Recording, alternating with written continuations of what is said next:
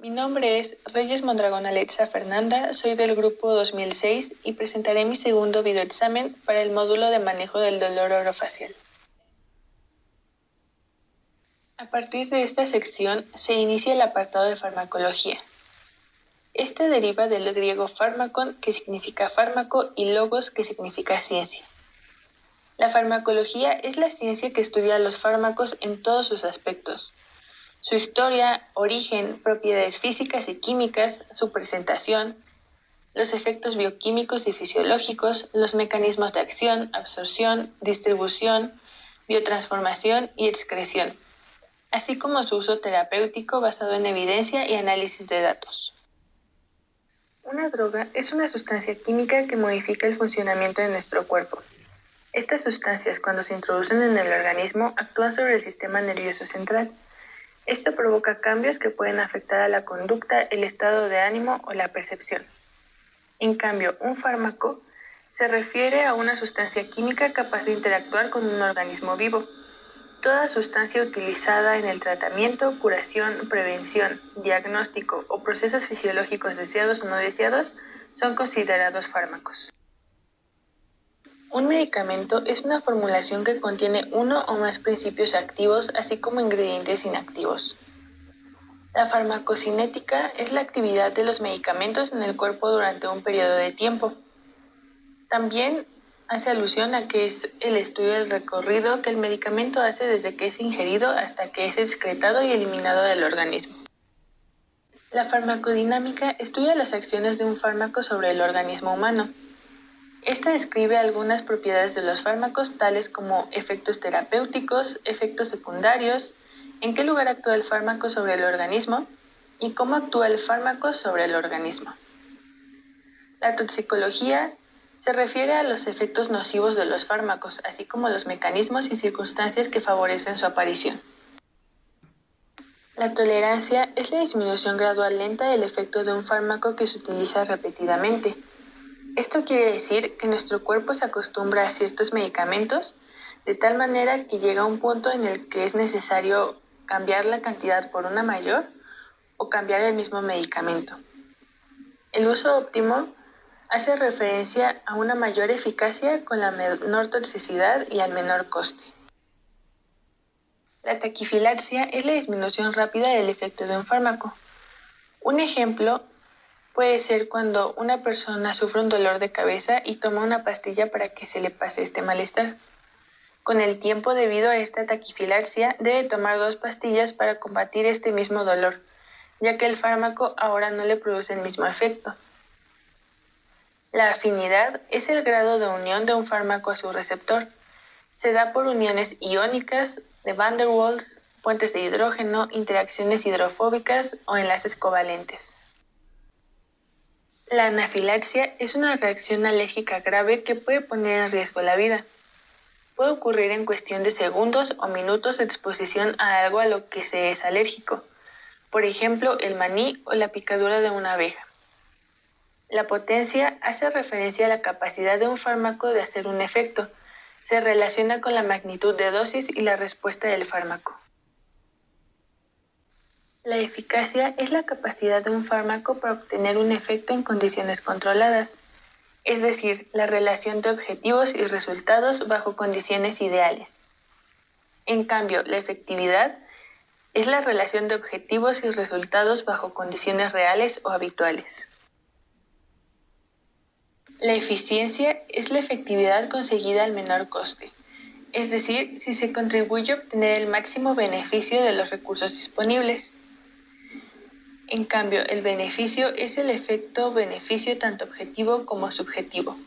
Este tiene en cuenta la capacidad del fármaco para producir el resultado deseado y el tipo y probabilidad de efectos adversos. La toxicidad es la capacidad o propiedad de una sustancia de causar efectos adversos sobre la salud. Se refiere a un efecto indeseable por dosis altas o acumulativas. La reacción adversa es toda aquella respuesta nociva no deseada y no intencionada que se produce tras la administración de un fármaco a dosis utilizadas habitualmente para prevenir, diagnosticar o tratar una enfermedad. La relación beneficio-riesgo hace referencia a los efectos beneficiosos frente a los riesgos, es decir, el balance entre los riesgos y beneficios de una terapia relativos a otras opciones terapéuticas, incluyendo la opción de no utilizar ningún tratamiento.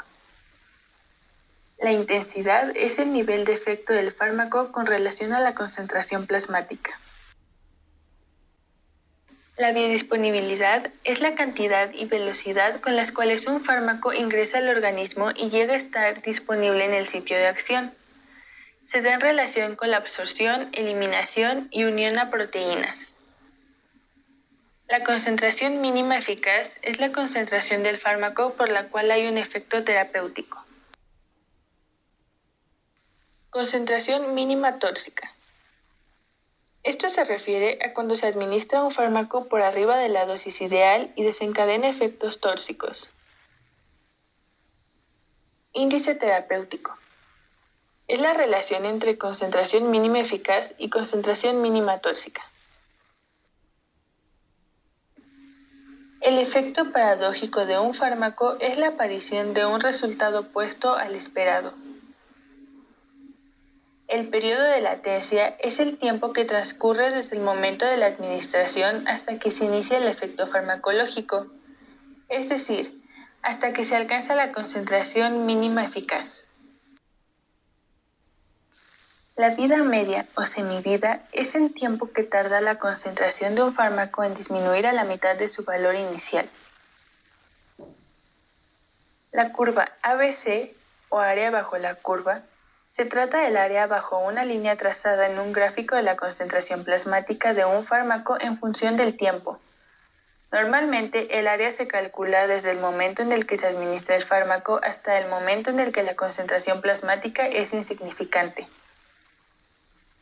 El área bajo la curva representa la exposición total del organismo a un principio activo y facilita la evaluación y comparación de los perfiles de biodisponibilidad entre fármacos. Los medicamentos pueden clasificarse como de patente, genéricos o similares. El medicamento de patente es el fármaco que es producido por la empresa que desarrolla el medicamento. Patente se refiere a la posibilidad legal por un tiempo específico para que esta empresa venda el medicamento como monopolio. Esta misma empresa establecerá el precio y la forma de venta. También realiza una fase preclínica y una fase clínica 1, 2, 3 y 4. La patente por lo general suele durar 20 años. El medicamento genérico se refiere al medicamento de patente que ya perdió por el tiempo de monopolio de venta. Así, legalmente otras empresas pueden producirlo. Esto usualmente hace que el precio baje. El medicamento similar es cuando la patente expiró y esta empresa no hace ningún estudio para asegurar eficacia, eficiencia, concentración con respecto a patente y sigue la composición original del fármaco. Efecto gradual. Este se refiere a cuando al ocuparse progresivamente la cantidad de receptores se produce una respuesta gradual. Es decir, esta respuesta irá poco a poco de manera continua. Efecto todo o nada. Este se refiere a cuando se necesita cierta cantidad de receptores ocupados para dar una respuesta biológica. El agonista es cualquier sustancia química que simula o imita la misma acción del ligando endógeno, uniéndose al mismo receptor, resultando en la misma actividad específica de la célula. El antagonista es cualquier sustancia química que bloquea al receptor, lo que provoca la inhibición del efecto específico de la célula. Ocupa el sitio activo pero no activa el receptor. Un antagonista irreversible es un tipo de antagonista que se une permanentemente a un receptor por un enlace químico estable. En la inhibición competitiva, el inhibidor se une a la enzima reversiblemente en el mismo sitio que el substrato. Por tanto, inhibidor y substrato compiten por el mismo sitio. La estructura química de un inhibidor semeja a la del sustrato mismo. Puede combinarse reversiblemente con la enzima formando un complejo enzima-inhibidor en vez de un complejo enzima-sustrato. Por otro lado, la inhibición no competitiva El inhibidor y el sustrato se unen a sitios diferentes sobre la enzima. El inhibidor puede unirse sobre la enzima libre o bien en el complejo enzima-sustrato, evitando que la reacción ocurra. Tiene un efecto característico sobre la Vmax. Para hablar sobre la transducción de señales características de la acción hormonal, es importante entender propiamente lo que es la traducción de señales. Esta es la transformación de un tipo de señal o energía en otra de distinta naturaleza. Es un proceso por el que una célula convierte una determinada señal o estímulo exterior en otra señal o respuesta específica. Existen las señales endocrinas. Estas circulan por el torrente sanguíneo, dan una respuesta lenta y de larga duración. Se caracterizan porque trabajan a distancia. La señalización paracrina es una forma de señalización celular en la que una célula secreta una molécula de señalización que induce cambios en las células cercanas o vecinas. Las señales autócrinas afectan a los de la misma clase celular que las que emite. Ahora bien, las características de la acción hormonal son 1. Redundancia. Esto quiere decir que varias moléculas tienen la misma función. 2. Amplificación. 3. Integración. En este punto, varias señales se integran para dar paso a una misma respuesta. 4. Cooperatividad. El receptor y señal cooperan para generar una misma señal. 5. Retroacción negativa. Casi todos los procesos y rutas metabólicas son una secuencia de reacciones donde el reactivo A con la enzima E produce el producto B, y así sucesivamente. Algún producto de la cadena sirve como inhibidor de una enzima, lo que regula a la baja la producción del producto. Los segundos mensajeros son moléculas mediadoras del efecto de la sustancia neuroactiva liberada en la sinapsis química. Una vez que la sustancia neuroactiva ha sido liberada en la sinapsis y se ha unido a sus receptores específicos situados en la membrana posináptica, existen diversos mecanismos por los que esta sustancia neuroactiva ejerce su efecto. El caso más sencillo es aquel en el que los receptores posinápticos están acoplados a un canal iónico, es decir, la propia molécula receptora forma en el centro un poro o canal iónico, de forma que cuando la sustancia neuroactiva se une a estos receptores, hay un cambio en la conformación de la molécula que abre el canal iónico y permite el paso de iones específicos a través de la membrana. El intercambio iónico entre ambos lados de la membrana, como puede suponerse, puede producir cambios en el potencial de membrana de la neurona posináptica, que reciben el nombre de potenciales posinápticos. Estos cambios representan el efecto que ha ejercido la sustancia neuroactiva en la neurona posináptica. Sin embargo, en el caso de que la sustancia neuroactiva utilice un sistema de segundo mensajero, uno de los más habituales es el AMP cíclico, el mecanismo es algo más complicado. En este caso, la unión de la sustancia neuroactiva a sus receptores desencadenan una serie de reacciones químicas cuyo objetivo es la síntesis de una molécula que es el segundo mensajero, y esta molécula es la que ejerce el efecto de la sustancia neuroactiva, o sea, actúa como una molécula mediadora. El AMP cíclico, o monofosfato de adenosina cíclico, es un segundo mensajero involucrado en la actividad de transcripción de genes que median la progresión del ciclo celular. También median diversas respuestas celulares y las respuestas inmunitarias innata y adaptativa. Estas moléculas pueden regular la actividad funcional de las células T reguladoras CD4 y de células presentadoras de antígeno. A diferencia de las células T convencionales, las T reguladoras CD4 tienen un papel crucial en la supresión de la respuesta inmunitaria, controlando la respuesta inflamatoria exacerbada, los procesos autoinmunitarios y las respuestas alérgicas. Desde un criterio bioquímico se distinguen dos grandes tipos de mensajeros. Estos son los hidrofílicos e hidrofóbicos. Los mensajeros hidrofílicos no pueden atravesar la bicapa lipídica y por lo tanto han de unirse a su receptor en la misma. Los mensajeros hidrofóbicos pueden atravesar la membrana celular y unirse a su receptor en el interior de la célula. El efecto placebo es el fenómeno por el cual los síntomas de un paciente pueden mejorar mediante un tratamiento de una sustancia inocua, es decir, una sustancia sin efectos directamente relacionados con el tratamiento de los síntomas o la enfermedad.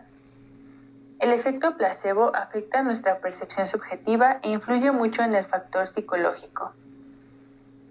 Un placebo es una sustancia que no tiene ningún efecto físico como tratamiento para lo que fue recetado.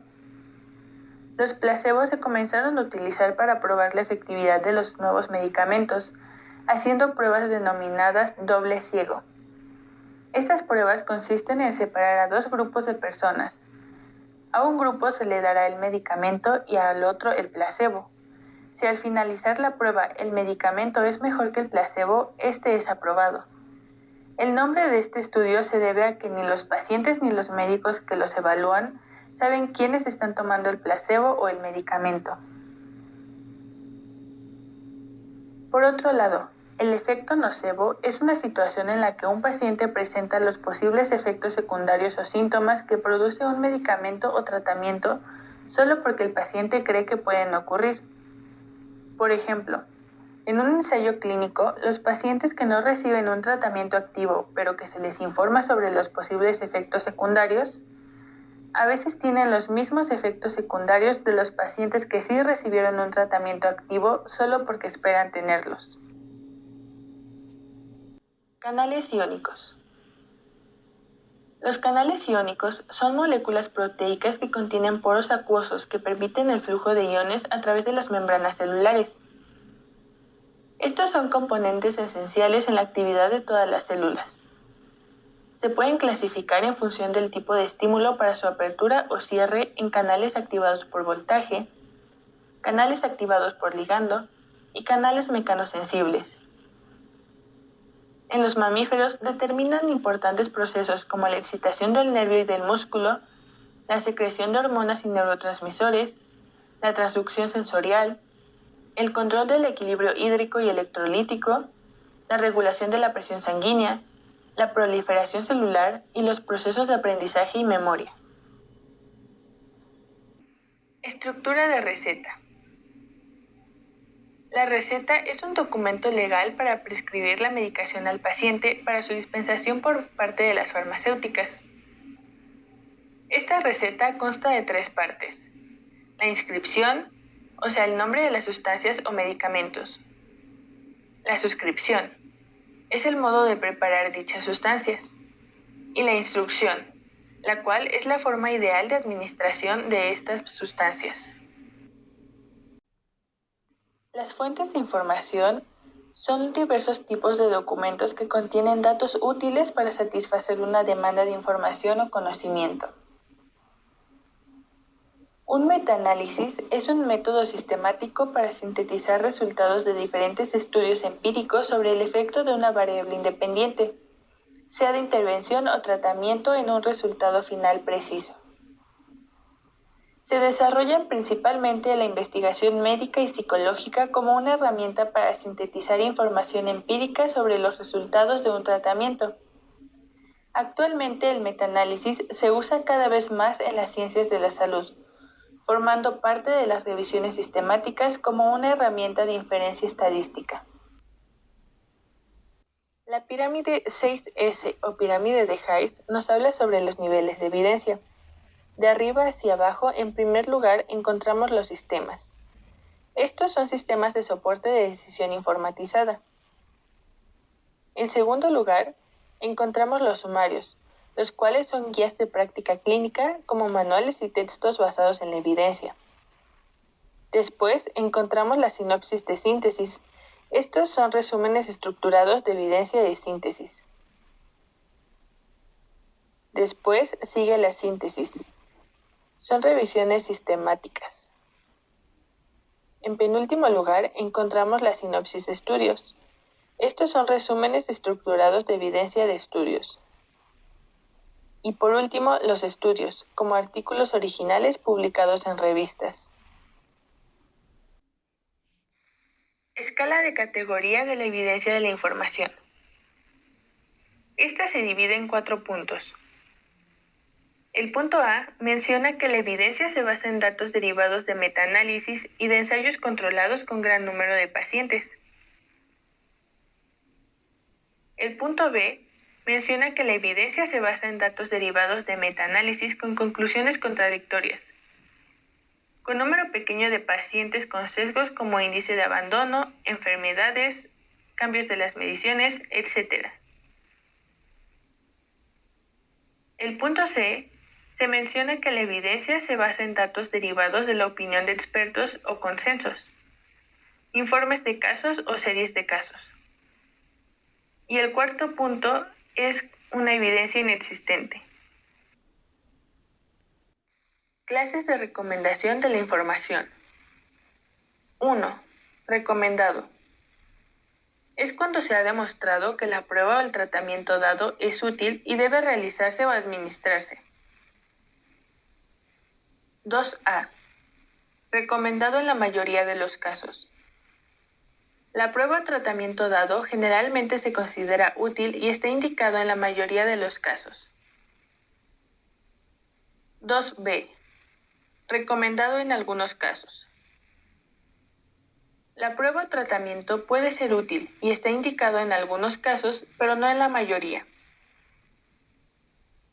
3. No recomendado. La prueba o tratamiento no es útil y debe evitarse. Indeterminado. Es cuando la evidencia está indeterminada. Pico es la forma en la que se recomienda buscar información o una pregunta. Se agregan variables según este sistema para delimitar la búsqueda de la siguiente manera. La P se refiere al paciente problema, una población, sus características, tamaño, edad, género, ubicación, etc. La I es el indicador o intervención. Se refiere a qué le hace al paciente o población, métodos de prevención, diagnóstico, terapia y pronóstico. La C es la comparación. Es cómo se evalúa contra qué y en relación a qué. Por último, la O es outcome. Es el resultado esperado o consecuencia de la intervención en la población en comparación con el grupo control. La exactitud es la cercanía de una medición al valor verdadero. La precisión es la cercanía de agrupación entre un grupo de resultados. En cambio, la veracidad es la cercanía de la medida de un grupo de mediciones al valor verdadero. El sesgo es la diferencia entre mediciones y el valor de referencia. Los medicamentos LASA quieren decir look alike, sound alike. Son medicamentos con apariencia similar y o sonido similar. Debido a esto, se cometen varios errores en el proceso de medicación. A estos medicamentos se le atribuye el 10% de errores y el 4% de muertes. Hay similitudes en el envasado, el nombre del principio activo y nombre comercial. También hay similitud fonética ortográfica. Un ejemplo de estos medicamentos es el Ponstil, que es ácido mefenámico, y el Pontil, que es ibuprofeno. Presentación de fármacos. Según las características de los fármacos, como el sitio de aplicación, biodisponibilidad y reacción deseada, el fármaco tendrá una variedad de presentaciones. Cada fármaco para su administración cuenta con un químico, o sea, un principio activo. Funciona como vehículo, o sea, sustancias sólidas o líquidas que da forma estructural, da color y estabilidad al principio activo. Estos se dividen en 3. Los fármacos sólidos son polvos, papelillos, sobres, granulados, cápsulas, sellos, tabletas, pastillas, píldoras, supositorios y óvulos. Los fármacos semisólidos son las pomadas, pastas, cremas y emplastos. Los fármacos líquidos son las soluciones, suspensorios, emulsiones, jarabes, elixires, lociones e inyectables. Cápsula. El medicamento está contenido en un sistema de gelatina con 2 válvulas. La más larga contiene el medicamento y la otra es la tapa, la cual contiene polvos no comprimidos. Estos se disuelven más rápido que los comprimidos y tienen un tiempo de absorción variable. El sistema de gelatina protege al fármaco del sol y cubre su sabor.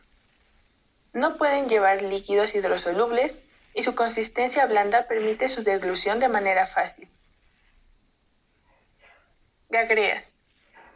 Son tabletas recubiertas para proteger el activo del medio ambiente, enmascara el olor y sabor, y también protege de la luz. Comprimidos. Es una forma farmacéutica sólida, se forman por aplicación de presión en un molde, pueden contener una muesca para fraccionar y existen de rápida disolución. Son comprimidos recubiertos o no y de liberación prolongada. Emulsión. Es un líquido que mantiene en suspensión una sustancia insoluble mediante un cuerpo viscoso emulsionante. Cremas. Tienen una presentación semisólida y es un tratamiento tópico a base de agua. Ungüento. Esta es una presentación semisólida, es un tratamiento tópico a base de grasa y contienen vaselina, parafina, cera de abeja y lanolina. Geles. Son formas farmacéuticas semisólidas, generalmente no tienen aceites grasos y son destinados a aplicarse sobre las membranas mucosas. No tienen poder de penetración, es por eso que se utilizan para ejercer una acción tópica. Supositorio. Se administran por vía anal y contiene ceras para ablandarse a 37 grados Celsius. Óvulos. Son medicamentos contenidos en una base de aceite vegetal sólido con forma ovalada. Jarabe. Estos son fármacos líquidos y de alta viscosidad que poseen azúcar. Colirios. Son suspensiones o disoluciones de sustancias químicas en un fluido que se inserta en el ojo. Es decir, se aplican mediante gotas con un fin terapéutico o de diagnóstico. Ahora hablaremos sobre las vías de administración enteral y parenteral.